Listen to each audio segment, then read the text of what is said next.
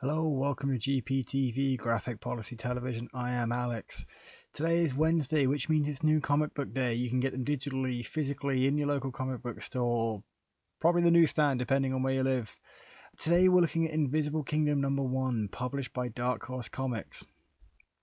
The preview text says it's set in a far-flung star system. The new epic sci-fi monthly saga tells a tale of two women, a young religious acolyte and a hard-bitten freighter pilot who separately uncover a vast conspiracy between the leader of the system's dominant religion and the mega corporation that controls society.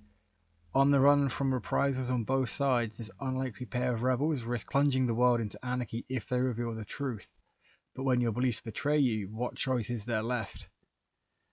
The comic's written by G. Willow Wilson, with art by Christian Ward and lettered by Sal Cipriano.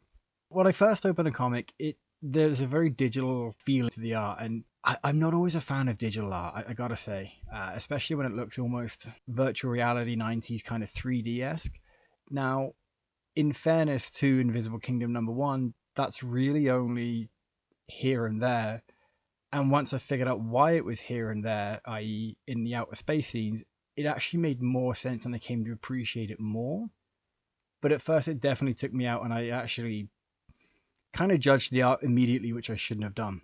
Now, that said, the two stories in the issue between the acolyte and the freighter pilot, they're interesting, and you know they're going to converge at some point, but right now we're setting up where the comic's going to go.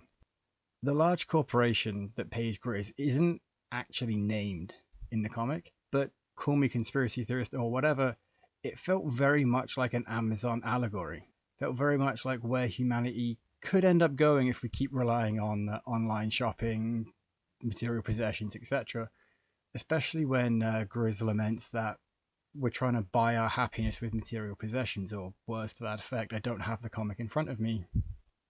Now, the interesting part about the issue is that the two stories are told not quite side by side. You get a page here and a page there of Grizz and the acolyte. But what I enjoyed quite a lot is that the narration from one overlays on the other, and it works remarkably well. So despite each of these women having their own unique story, and you already know that it's going to get together and be a whole story. But right now, with each character literally being on a different planet, you can be excused for thinking that the story could easily be two different characters in two different stories, and at some point they might join, but we have a real feeling of oneness and a whole story being told with separate parts just happening to be on different planets.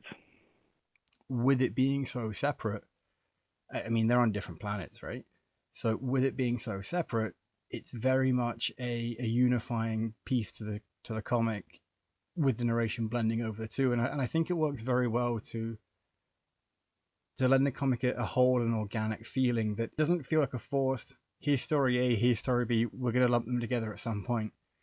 It's very much this is a story, right now we're on diverging paths, or the paths aren't together but they're going to conjoin. I did enjoy the comic, I've got to say that.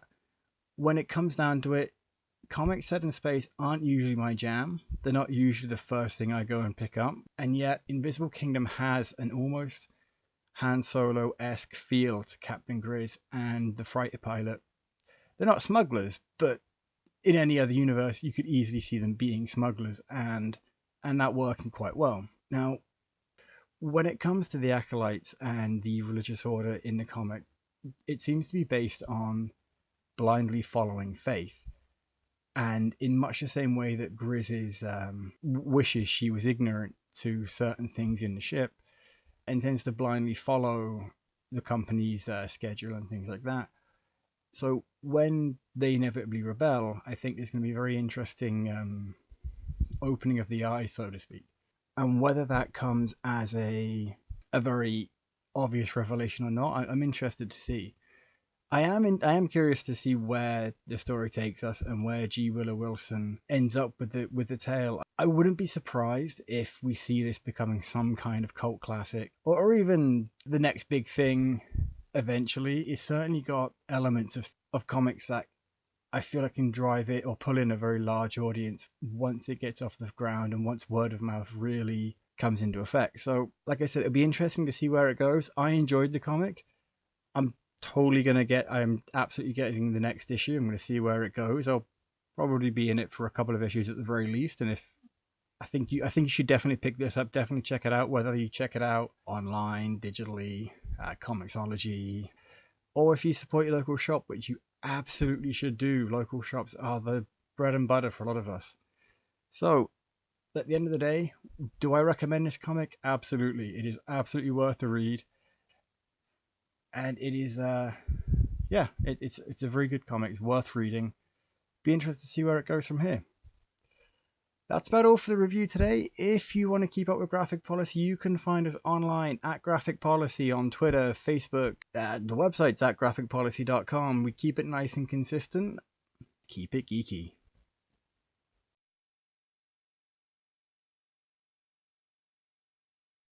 Hey, thanks for watching the previous video from Graphic Policy Television. Just by watching, you help support our site. Thank you so much. Now, if you're watching these videos, you probably care about geeky things like movies, television, comic books, toys, games, video games, you name it. You can go and subscribe right now to our YouTube channel to stay in touch and catch all the new videos, or check out our website at graphicpolicy.com. There's a nice link on this end of the video. But as always, thank you for watching. Keep on rocking and keep it geeky.